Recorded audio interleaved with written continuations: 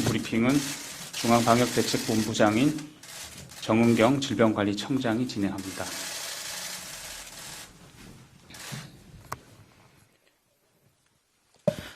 네, 코로나 바이러스 감염증 19 국내 발생 현황을 말씀드리겠습니다. 9월 14일 기준으로 국내 발생 신규 확진자는 98명이 확인되었고 해외 유입 사례는 11명이 확인되어 총 누적 확진자 수는 22,285명입니다. 현재는 3,433명이 격리 중이고 위중증 환자는 157명이며 사망자는 어제 5분이 사망하셨습니다. 삼가 고인의 명복을 빌고 유가족께는 심심한 위로의 말씀을 드립니다. 국내 주요 발생 현황을 말씀드리겠습니다. 8.15 서울 도심 집회와 관련하여 조사 중인 2명이 추가 확진되어 현재까지 누적 확진자는 총 579명입니다. 경기도 부천시의 TR이노베이션 사라퀸 방문 판매업과 관련하여 접촉자 조사 중에 사라퀸에서 2명이 추가로 확진되어 현재까지 누적 확진자는 총 16명입니다.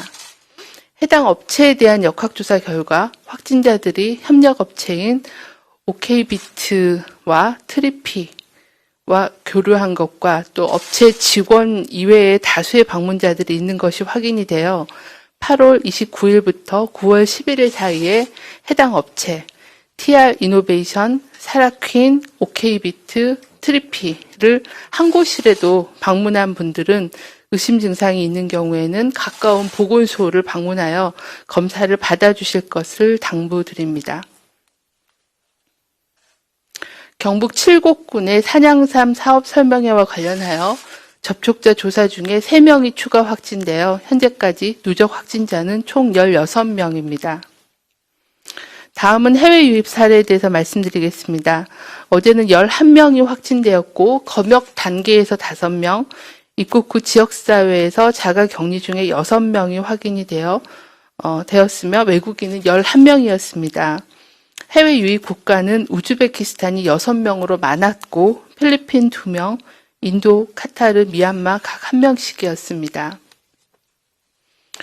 지난 일주간의 그 방역관리 상황과 위험 요인에 대해서 설명드리도록 하겠습니다. 국내 발생 신규 환자는 지난 일주간은 134.6명으로 직전 일주에 비해서는 83.8명이 감소하였습니다.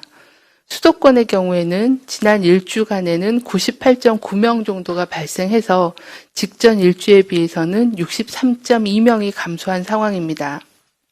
해외 유입 신규 환자는 지난 일주간에는 이들 평균 14.7명 정도로 약간 증가한 상황입니다. 연령별로는 20, 30대의 비중이 22.1%로 약간 감소하였고 60대 이상의 비중은 38.1%로 약 5% 가까이 증가하였습니다. 최근 2주간 격리 중인 환자는 1,227명이 감소해서 현재는 3,433명이 격리 중에 있습니다. 격리 중인 확진자의 연령 분포를 보면 60대 이상이 거의 40%에 가까운 1,300여 명이었고 60대 이상의 격리 중인 환자 중에는 위중증증 환자가 137명으로 전체 확진자의 10% 정도가 위중증증 환자로 관리되고 있는 상황입니다. 고령자들께서는 각별한 주의가 필요한 상황입니다. 최근 2주간 감염 경로를 보면 확진자하고의 접촉이 33.5%, 국내 집단 발생하고 관련된 경우가 30%, 그리고 조사가 진행 중인 경우가 23.5%를 보이고 있습니다. 지난 2주간의 주요한 전파 경로를 살펴보면 아직까지도 종교시설, 의료기관 및 요양시설, 그리고 방문 판매 및 각종 설명회, 그리고 다중이용시설 등 다양한 집단에서의 집단 감염 발생이 지속되고 있는 상황입니다. 코로나19 감염 예방을 위해서는 최근에 집단 발생이 일어나고 있는 그런 각종 시설에 대한 주의를 지키는 게 필요한 상황입니다. 먼저 종교시설에 대해서는 정규 종교 행사를 포함한 모든 종교 행사는 비대면으로 실시해 주시고 이외의 모든 대면 모임과 행사 그리고 단체 식사는 하지 말아 주실 것을 요청드립니다. 감염 시 중증으로 이어질 가능성이 있는 높은 고령층들이 주로 이용하는 의료기관 및 요양시설에서는 입출입자 통제를 철저히 하고 종사자의 경우에는 다중이용 시설의 방문이나 사적인 모임 참석을 자제해 주시고 유증상 시에는 신속하게 검사를 시행해 주시기를 바라며 마스크 착용 등 방역 수칙을 더욱 철저히 준수해 주실 것을 당부드립니다.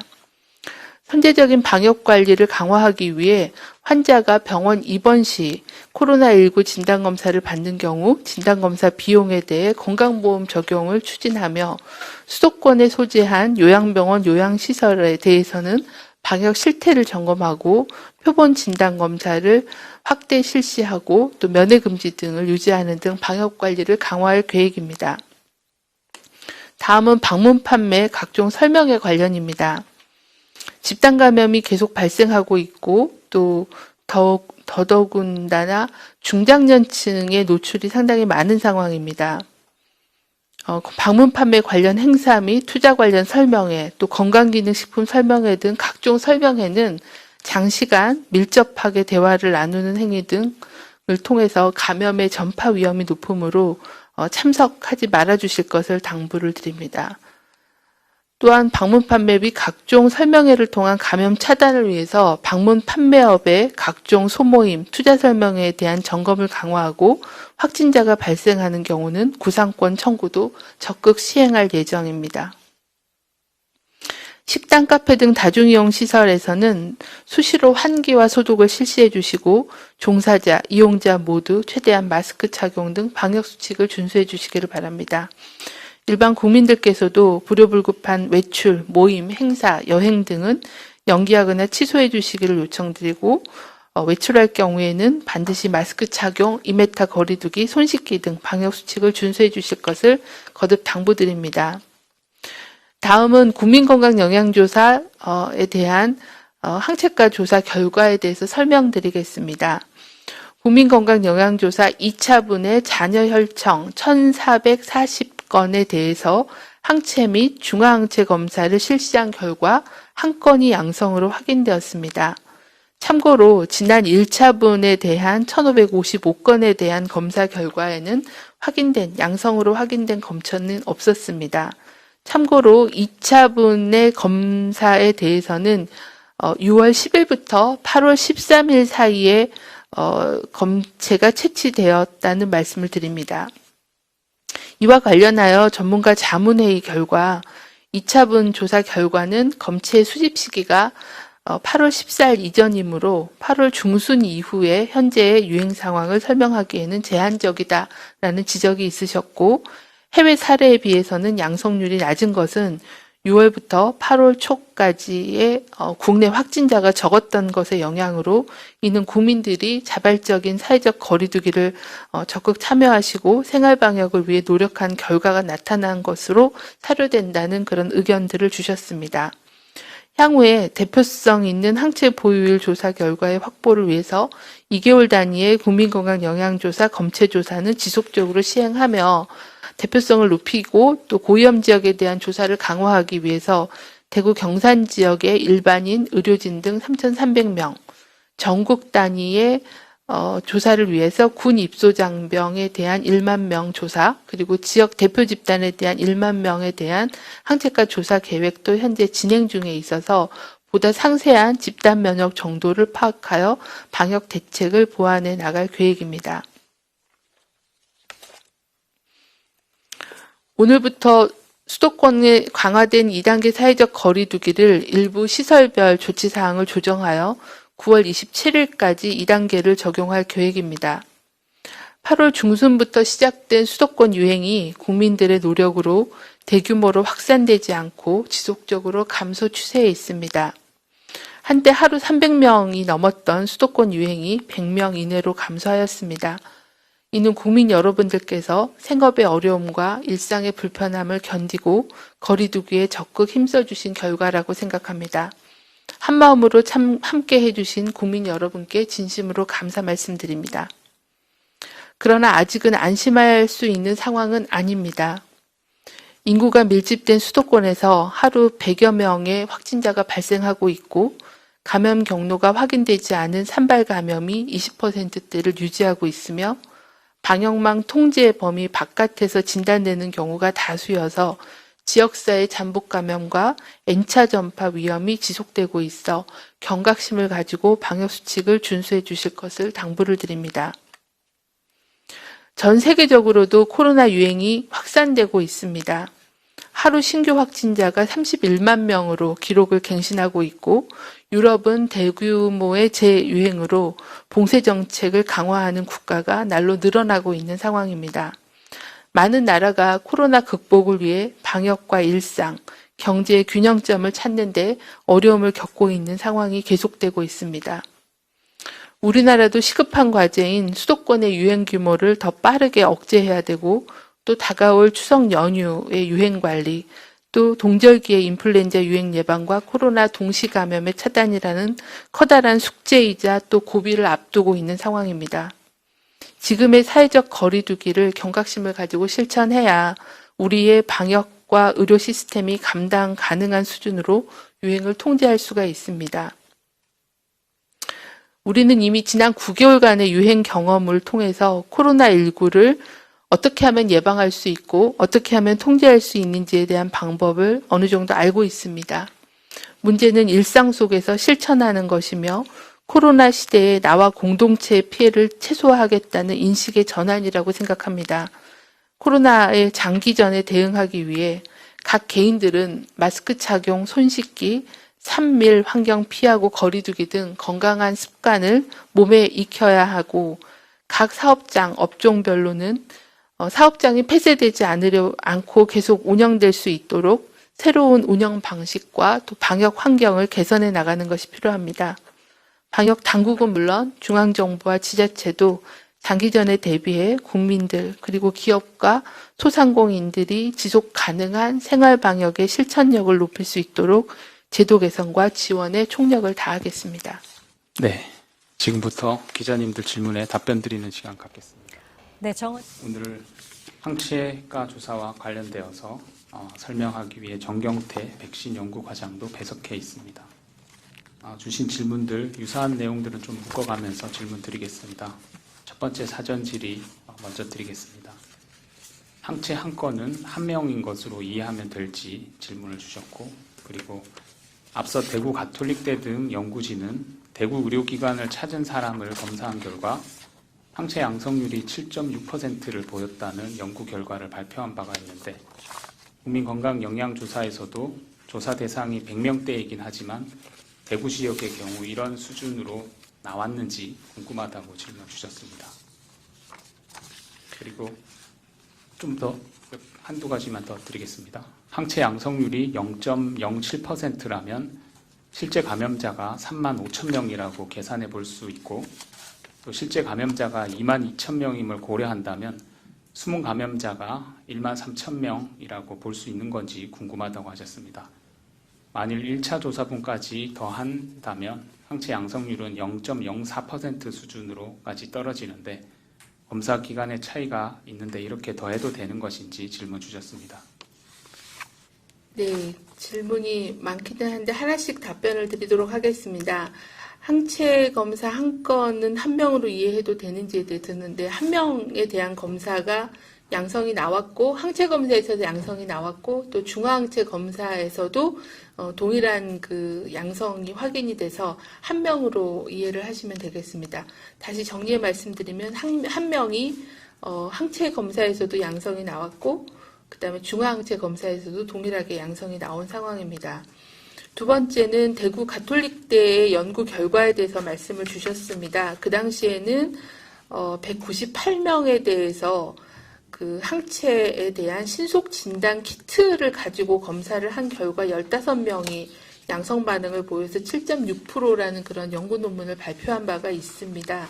근데 그 당시에는 이제 대구 경산 지역이라는 유행 지역을 대상으로 한 거고 또 병원을 방문한 환자 보호자를 대상으로 검사를 진행한 차이점이 있고요. 가장 큰 차이는 아마 신속 진단 키트 검사라고 하는 그런 좀 간이 검사를 이용해서 검사를 했기 때문에 그런 검사 방법에 있어서의 차이가 상당수 있다라고 보고 있습니다. 그리고 이 연구자들이 발표를 하면서도 단점으로 지적을 했던 것처럼 항체 검사 시약은 정량적인 분석은 불가능하고 양성 음성 정도를 확인하되 코로나 바이러스 이외에 일반 흔한 감기를 일으키는 일반 코로나 바이러스에 대한 교차 반응을 배제할 수 없다라는 그런 문제점들을 지적을 했습니다. 그래서 그런 검사 방법의 차이, 그다음에 검사 대상에 대한 차이이기 때문에 이 연구 결과를 아주 일반화하기는 좀 한계가 있다라고 보고 있는 그런 상황입니다. 그래서 그런 차이 때문에 양성률에 대한 차이가 있다라는 말씀을 드립니다. 이거는 국내 연구뿐만이 아니라 해외의 그 조사 결과도 저희가 뒤에 그 보도자료 뒤에 첨부를 했으나 각각 사용하고 있는 검사 방법이 조금씩 차이가 있습니다. 특히 레피드 키트라고 하는 간이 그 항체 검사를 이용한 경우에는 아까 말씀드린 교차 반응이라거나 정확도가 일부 그 사용한 키트에 따라서 제한점이 있다는 것을 감안하고 결과를 해석하는 게 필요하겠습니다. 그 다음에 항체 양성률이 0.07%면 실제 감염자가 한 35,000명 정도로 계산을 할 수 있고 그렇기 때문에 지금의 누적 확진자보다 한 13,000명 정도가 숨은 감염자의 규모냐는 질문을 주셨는데요. 국민건강영양조사의 그 검사 자체도 한 1,500명 정도를 검사를 했기 때문에 현재 우리나라의 확진자 수나 감염률 규모로 보면 그 1,500명 정도를 검사를 해서 실제 잠복 감염 또는 무증상 감염률을 찾기에는 검사의 숫자가 적어서 일반화하기는 조금은 아직은 한계가 있다라고 보고 있습니다. 이 부분은 좀 더 신속하게 그 좀 대규모 검사를 통해서 숨은 감염의 비율이 어느 정도인지를 보는 그런 조사를 곧 이어 시행을 하겠습니다. 다만 저희가 8월 중순 이전에는 부분 지역별로 지역 감염이 있고 확진자가 발생을 했지만 그렇게 대규모 유럽이나 미국과 같은 그런 대규모의 유행이 아니었기 때문에 굉장히 검사의 대상자 수를 늘리더라도 그 무증상 감염자의 비율을 찾기는 조금은 그 한계가 있습니다. 하지만 8월 중순 이후에 대규모의 유행이 있었기 때문에 그런 유행을 반영한 그런 그 항체 조사를 기획해서 추진하도록 하겠습니다. 네, 다음 질문입니다. 향후 검사 진행과 관련된 내용 질문 주셨습니다. 수도권 유행이 본격적으로 유행한 것은 8월 14일 이후인데 현재 조사에서는 해당 검체는 없다고 하시면서 앞으로 수도권 내에 항체 양성률을 조사하기 위한 검사를 진행할 예정인지 질문을 주셨고 유사하게는 TV조선의 유지현 기자님께서도 스페인의 경우는 전 지역에서 일반인 표본 6만 3천 명을 조사해서 항체 양성률이 5% 결과를 나온 바가 있는데 우리나라에서도 이처럼 전 지역에 걸쳐서 조사를 계획하고 있는지 궁금하다고 질문 주셨습니다. 네, 이제 지적하신 것처럼 저희가 8월 14일 이후에 확보된 검체는 현재는 없고 국민건강영양조사라는 게 매주 조사 지역을 선정해서 전국 단위의 조사를 매주 진행을 하기 때문에 8월 14일 이후의 검체는 한 2달 정도 또 모아서 3차 조사 분석을 해서 주기적인 그런 모니터링은 진행을 하겠습니다. 다만 검체 숫자가 크지 않아서 한계가 있지만 그래도 그 양성률의 추이를 볼 수 있는 그런 일정성을 가지고 그 국건형을 이용한 조사는 계속 진행할 계획입니다.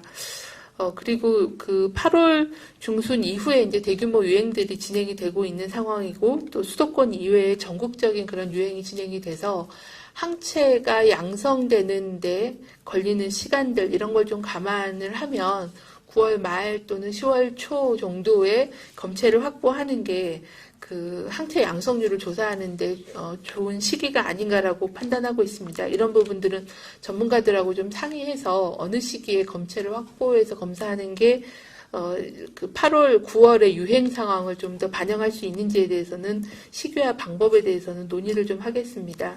저희가 크게 그 두 가지를 준비를 하고 있습니다. 그 군 입영 장정에 대해서 현재 PCR 검사로 다 선별 검사를 하고 있는데 PCR 검사와 더불어서 항체 양성률에 대한 검사를 진행을 하게 되면 일주일에 한 5, 6천 명 정도가 입소를 하기 때문에 그 규모에 대한 전국 단위의 대표에 대한 검사를 가능하게 될 것 같습니다. 물론 20대 초반의 남자라는 그런 조사 대상이 한정이 되기 때문에 그걸 감안하고 어느 정도의 그 무증상 감염률을 보는 걸로 조사를 할 예정이고 이와는 별도로 지역의 대표 표본 검체를 대상으로 해서 한 10,000명 정도의 검사를 진행하는 것을 현재 연구 용역의 형태로 학회와 협의해서 진행을 기획하고 있는 상황입니다. 이 부분도 말씀드린 대로 검체를 좀 더 대표성 있고 또 유행을 반영할 수 있는 검체 채취 시기 등을 고려해서 진행을 하도록 하겠습니다. 네. 다음은 항체가 조사 방법과 관련된 질문 주셨습니다. 1차 항체 보유 검사와 또 이번 2차 검사 모두 IgM, IgG 항체 조사 결과는 모두 공개를 하지 않았는데 이 결과도 공유를 좀 해주면 좋겠다고 하셨고 만약 공유가 어렵다면 왜 공유가 어려운지 설명을 해달라 하셨습니다. 또 이번 검사를 두고 표본이 너무 적다는 지적이 나오고 있고 또 현재 감염원 불명의 비율이 20% 수준으로 나오는 것과 크게 대조된다는 지적이 있다고도 기자님 설명하셨습니다. 항체 보유 조사 샘플을 앞으로 크게 늘려서 다시 시행한다거나 PCR 진단 검사를 큰 표본으로 시행하는 방안은 검토하고 있지 않는지 질문 주셨습니다. 네, 제가 일부 답변 드리고 또 일부는 담당 과장이 답변 드리도록 하겠습니다. 그 항체 보유 조사에 샘플을 늘려서 조사하는 것은 말씀드린 대로 군 입영 장병과 또 지역 대표 검체를 확보해서 검사하는 계획을 가지고 있고 그 표본 크기를 좀 더 늘려서 하는 거에 대해서는 계속 기획하도록 하겠습니다. PCR 검사를 큰 표본으로 시행하는 거에 대해서는 현재는 저희가 이제 무증상 일반인을 대상으로 주기적으로 하는 거는 이제 군 입영장정에 대해서 매주 한 5, 6천 명에 대해서 검사를 진행하고 있고 오늘 그 브리핑 때 설명드린 것처럼 의료기관에 입원 환자에 대해서는 증상과 상관없이 사전 검사를 하는 그런 방안, 그걸 또 보험에서 급여하는 방안에 대해서 세부 계획을 만들고 있는 상황이고요. 그리고 또 저희가 고위험시설이라고 하고 있는 요양시설, 요양병원에 입원하시는 분들과 또 신규 종사자들에 대해서는 검사를 예전부터 계속 시행하고 있는 그런 상황입니다. 그리고 이제 현재 수도권에 유행이 되고 있어서 그런 요양시설, 요양병원에 대해서는 좀 더 유행이 있었던 그 지역들을 좀 선정해서 전체에 대한 검사를 진행하는 것도 기획하고 있다는 말씀은 이미 드렸습니다. 그리고 이번 검사의 표본이 적고 그 무증상 감염률이 상당수 있는데도 양성률이 낮은 거에 대해서는 말씀드린 대로 표본 크기가 크지 않았고 또 최근에 8월 이후에 8, 9월의 유행을 유행을 볼 수 있는 그런 시기의 검체가 아니었다는 그런 한계에 대해서 이미 설명을 드린 상황입니다. 검사 방법에 대해서는 담당 과장이 좀 설명을 드리도록 하겠습니다. 네, 정경태 백신 연구 과장 설명드리겠습니다. 질의하신 그 1차 항체 보유 검사와 이번 2차 검사 모두 IgM, IgG 항체 조사 결과는 공개하지 않았다고 하셨고 이 결과에 대한 결과 경위에 대해서 질의하셨습니다. 본 조사는 IgM, IgG 모두를 검출하는 그 전체 항체를 측정하는 방식으로 검사를 했고 항체 검사 결과가 그 결과임을 말씀드릴 수 있겠습니다. 예, 질문 오신 것 중에 이번 네, 저희가 그 검사를 두 단계로 진행을 합니다. 하나는 일반 항체 검사를 IgG, IgM을 포함한 항체가 조사를 시행을 하고 하나에서 양성이 나오면 하나의 시약으로만 그걸 확인하는 게 아니라 다른 두세 개 시약으로 같이 검사를 해서 크로스 체크를 해서 일반 항체에 대한 검사를 양성을 확인을 하고 있습니다. 그리고 그거를 전문가의 자문을 받아서 양성 여부를 판단하고 있고요. 항체에서 양성이 나온 경우에는 그걸 다시 중화항체 검사를 해서 또 면역력이, 그러니까 방어력이 있는 중화항체의 여부를 또 같이 검사를 하고 있기 때문에 IgG, IgM에 대한 항체 검사와 중화항체 검사 두 가지 검사를 동시에 시행하고 있다는 말씀을 드립니다. 네. 다음은 항체 보유 검사 프로토콜 또 프로세스 이 과정에 대한 공개를 좀 해달라고 하셨습니다. 이 부분은 한번 내부 검토하고 공개가 필요하면 다른 기회를 통해서 그 검사 프로토콜에 대해서는 공개 여부를 검토하도록 하겠습니다. 아마 일반적인 다른 바이러스 감염병의 그 항체 검사하고 프로토콜은 크게 다르지 않을 거라고 생각합니다. 네. 네. 검사법에 대해서는 방금 답변을 드린 내용이고 그 다음 내용입니다. 표본이 적기는 하지만 조사 결과에 따르면 항체 보유율이 0.07%로 유병률의 3.5배 정도 되는 것 같다라고 설명을 하셨습니다. 실제 환자가 3.5배 정도 많다고 해석할 수 있을지, 또 양성이 나온 한 건은 어느 지역에서 나온 것인지 조선일보 정서훈 기자님도 같이 질문을 주셨습니다. 추가적으로 기자님들 설명하신 내용이 당초 1,440명 중에 1명이 양성이어서 약 0.07%이고 검사가 진행되던 그때 당시의 확진자 수가 14,000여 명이 안 되어서 환자 유병률이 0.02% 정도로 계산할 수 있을 것 같다라고 하시면서 항체 조사의 목적이 실제 환자 규모를 파악하기 위한 것으로 이해한다면 이 조사 결과로 당시의 실제 환자가 확진자보다 3.3배에서 3.5배 정도 많았다고 이해할 수도 있는 것인지 이것에 대해서 질문 주셨습니다. 일단은 그 한 명 항체가 조사에서 양성 나온 사람은 서울 지역에서 검사하신 분이 한 건 양성으로 확인됐다는 말씀 드리겠고요. 그리고 항체의 형성률, 양성률의 비율과 현재 그 확진자의 유병률을 가지고서 추정하기에는 아직까지는 그런 그 양성률과 그 표본의 대표성을 그렇게까지 확대해서 해석하기에는 조금 제한이 있다는 것 정도만 설명을 드리겠습니다. 아마 이거를 계속 계산을 하기에는 좀 더 광범위한 그런 조사가 필요하다라는 그런 판단이어서 그렇게 규모를 지금 무증상 감염자의 비율이나 이런 것들 이 조사 하나만 가지고 해석하기엔 좀 어려움이 있다는 그런 말씀 정도로만 답변을 드리겠습니다. 네.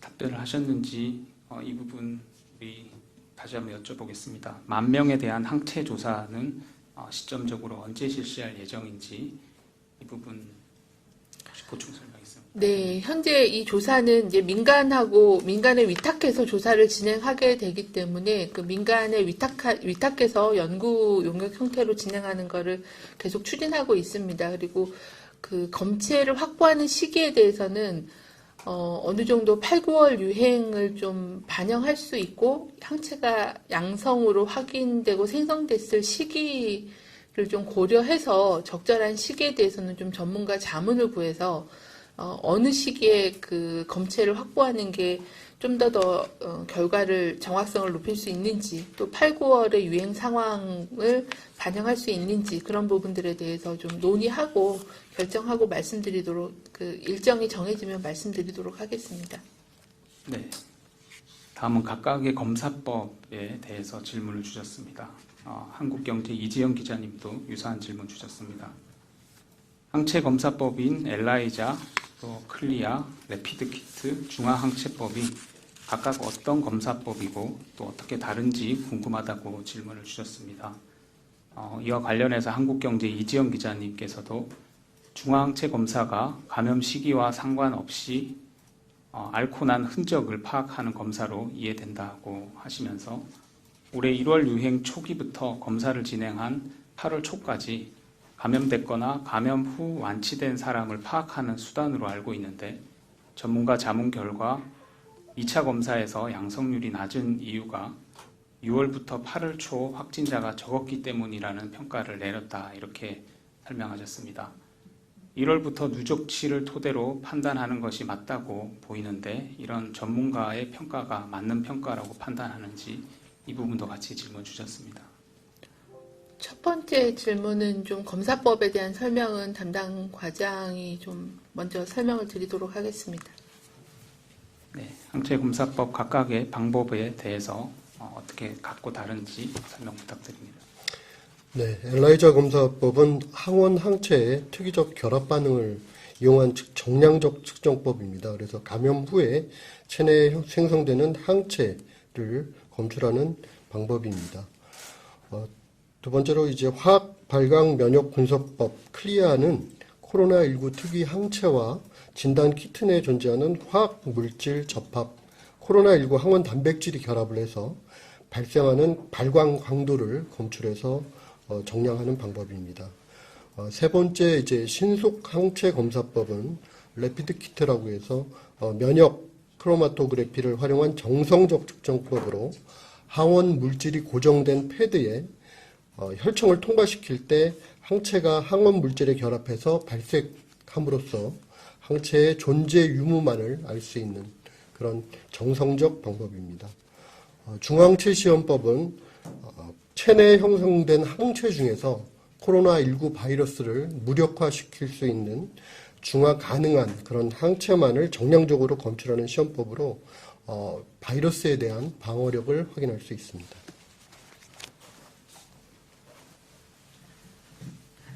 네, 검사법 설명이 너무 좀 어려워서 저희가 이거는 좀 정리해가지고 별도로 좀 보내드리도록 하겠습니다.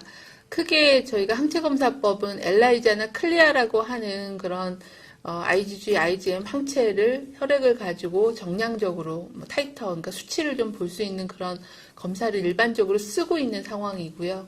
레피드 키트라는 거는 쉽게 그냥 간이 검사로 쉽게 해볼 수는 있는데 정확성이나 아까 말씀드린 교차 반응 같은 그런 한계가 분명히 있는 그런 제품이라는 한계를 가지고 있어서 저희가 공식적인 방법으로 쓰고 있지는 않습니다.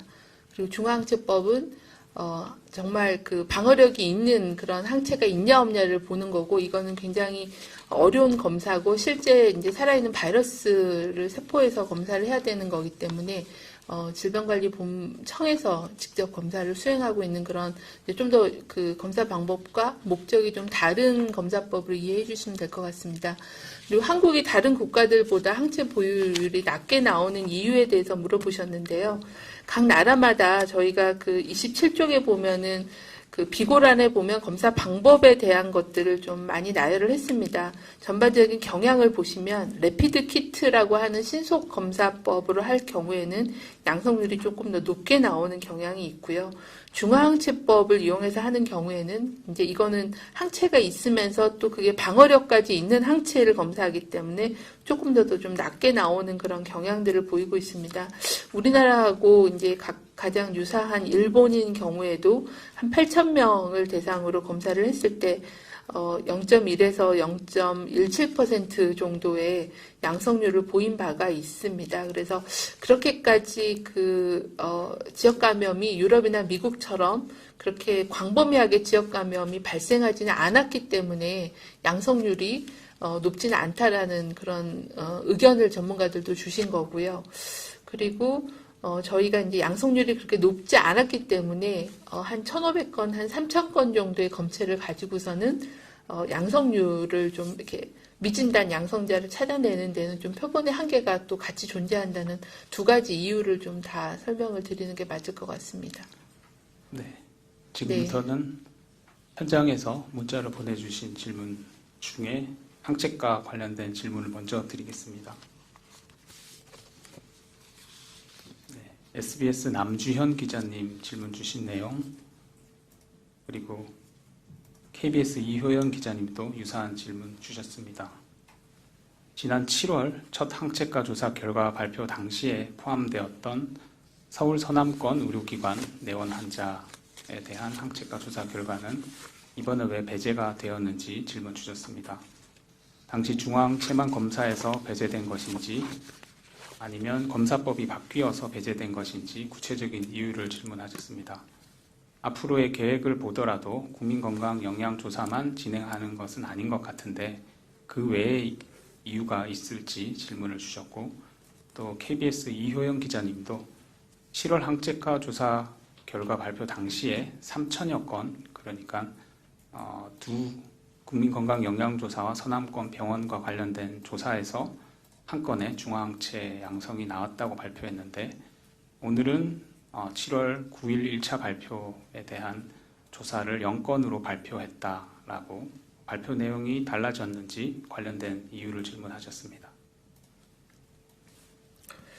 네, 저희 그 보도자료의 부침 3의 24쪽을 한번 봐주시면 오늘 저희가 설명드린 거는 국민건강영양조사에 대한 2차 조사 결과를 보고를 드리는 자료였습니다. 그래서 국민건강영양조사의 1차와 2차분을 정리해서 설명을 드렸던 거고요. 그리고 지적해 주신 그 서울 서남권 의료기관 내원 환자 1,500건에 대해서 검사를 시행을 했고, 그 당시에 한 건을 양성으로 확인한 거는 이미 7월 9일 날 발표할 때 그 내용도 포함해서 말씀을 드렸고, 오늘 저희가 항체가 조사 결과 발표할 때도 24쪽 참고 자료에 그런 내용을 포함해서 말씀을 드렸습니다. 다만 그 표에 그걸 같이 명시하지 않은 거는 서남권 검사와 국민건강영양조사가 검체를 그 표본을 선정하는 방식이 다르기 때문에 그거를 다 뭉쳐서 하나로 두 개로 계산을 하기가 어렵고, 또 국민건강영양조사를 하더라도 1차의 검체 채취 시기의 유행 상황과 2차의 검체 채취 시기와 유행 상황이 다르기 때문에 이거를 그냥 합쳐서 누계로 하는 것보다는 각각의 시기별 양성률로 볼 수 있고 해석을 하는 게 필요해서 구분해서 이렇게 결과를 말씀드리는 거지, 그거를 제외하고 말씀드린 데는 특별한 다른 이유가 있지는 않습니다. 이 첨부 자료에는 이미 그 내용도 같이 포함시켜서 말씀드렸고, 검체를 하는 그 검사의 대상과 검사 대상자를 선정하는 방식이 좀 다르기 때문에 그거를 이렇게 통합해서 자료를 내진 않았다는 그런 설명 정도를 드리겠습니다. 검사 방법은 동일합니다. 그 일반 항체가 검사를 하고 양성 나온 거에 대해서는 중화항체 검사를 같이 시행하는 그런 검사의 프로토콜은 거의 동일하게 적용했다는 말씀드리겠습니다. 네. 답변 중에 보충 답변해달라는 한국경제 이지영 기자님 질문이 있으셔서 간단하게 답변 드리겠습니다. 혹시 항체 검사 양성이 IgG, IgM 둘 다 양성이었는지 이 부분에 대해서 보충 답변 좀 부탁했습니다. 네, 담당 과장이 답변 드리도록 하겠습니다.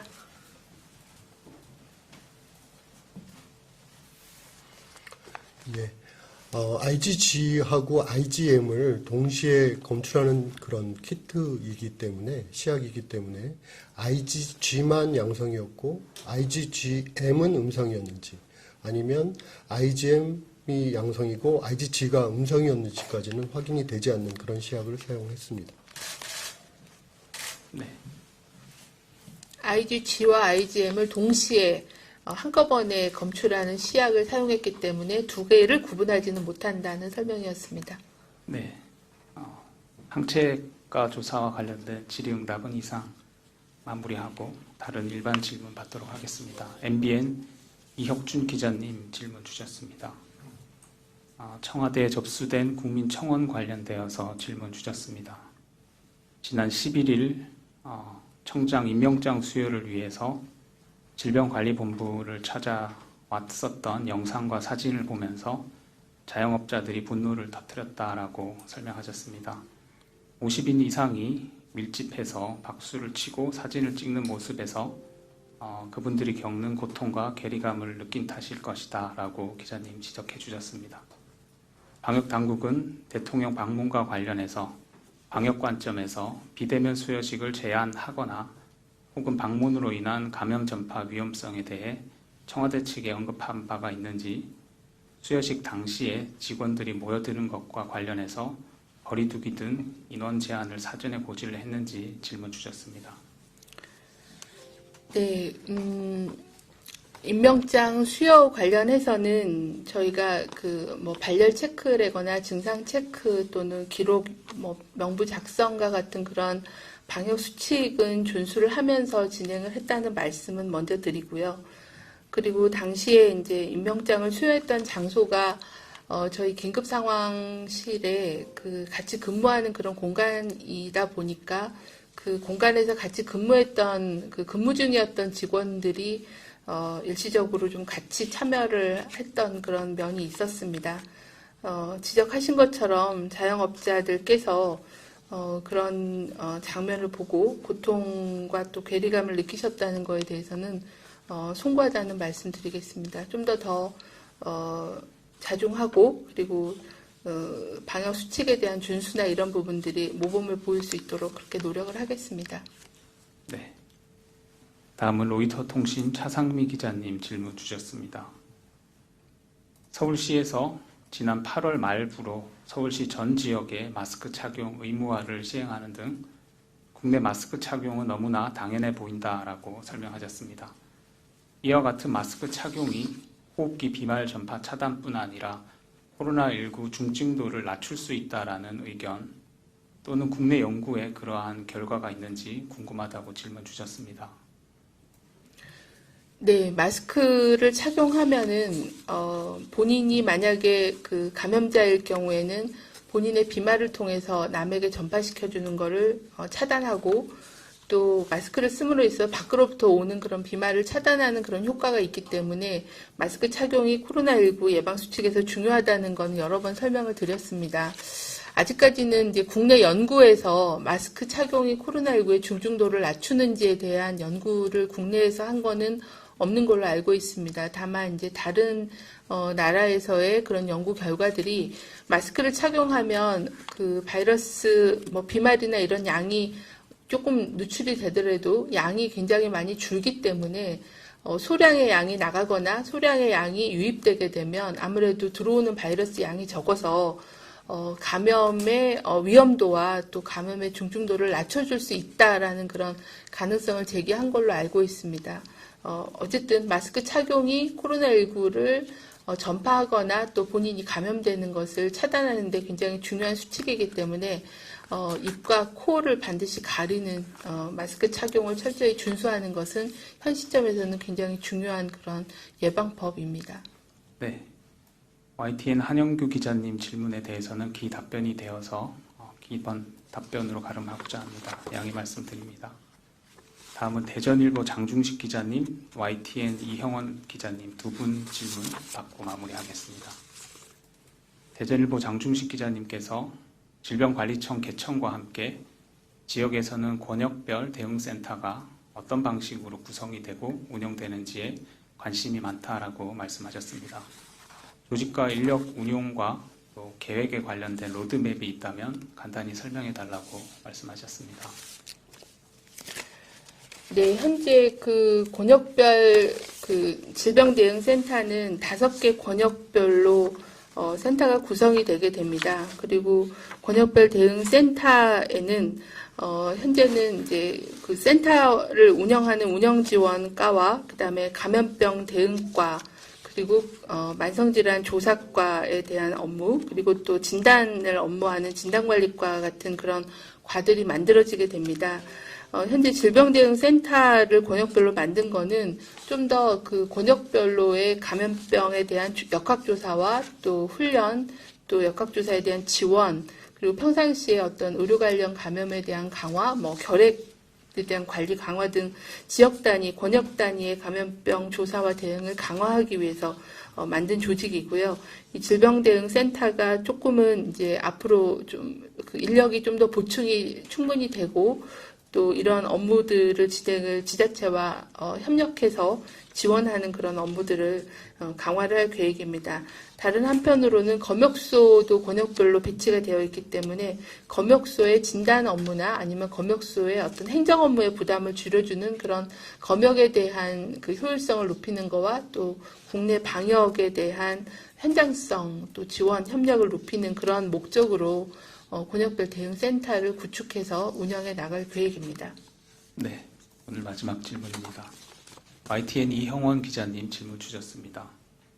신규 환자 규모가 여전히 세 자릿수, 또 수도권만 놓고 본다면 전날보다 오히려 21명이 늘었다라고 설명하셨습니다.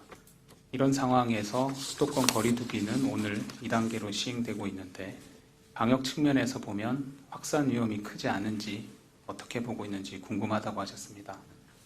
오늘 중대본에서 거리두기 단계별 기준을 재정비해 논의하겠다고 했는데 이 부분에 대한 방역 당국의 입장도 궁금하다고 질문 주셨습니다.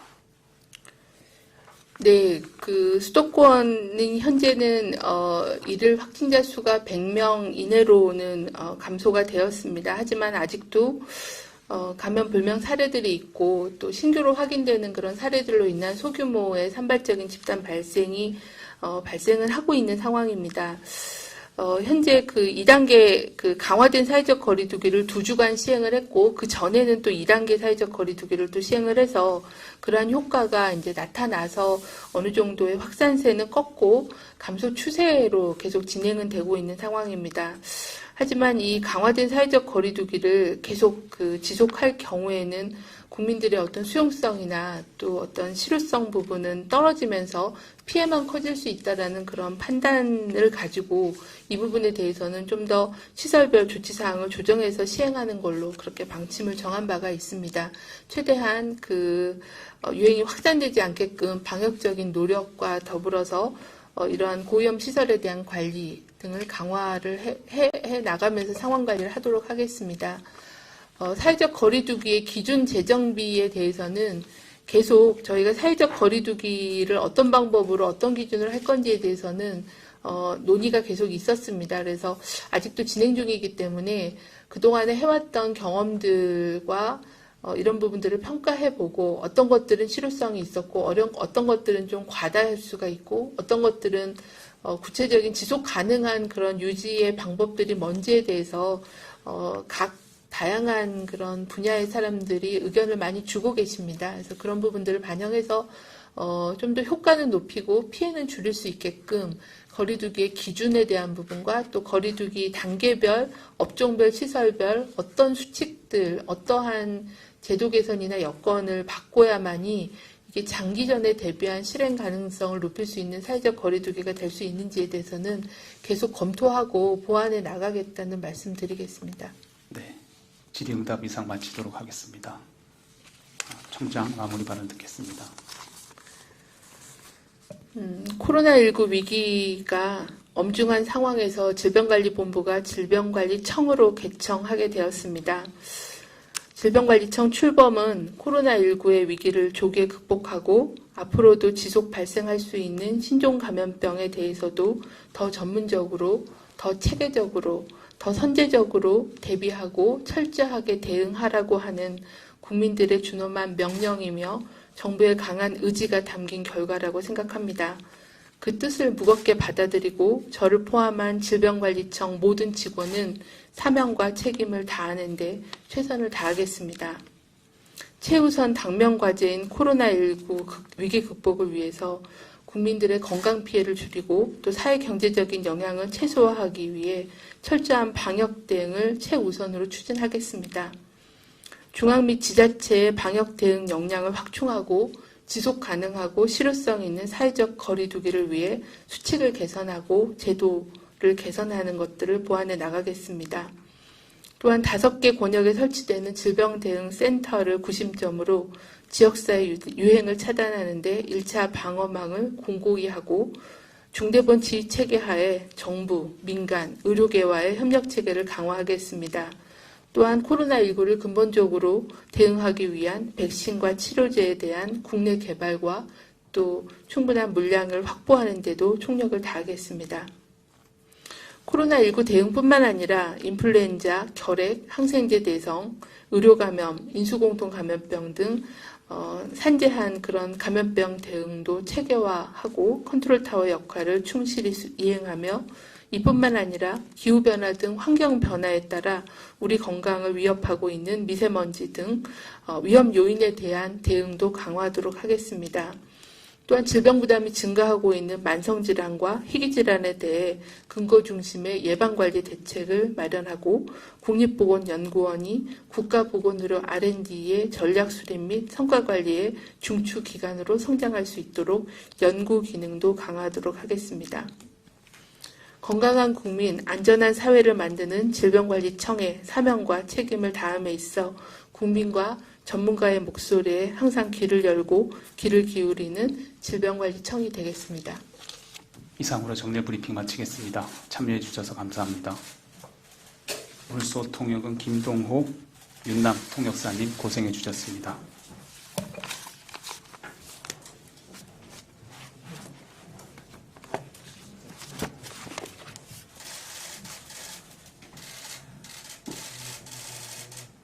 네, 고생하셨습니다.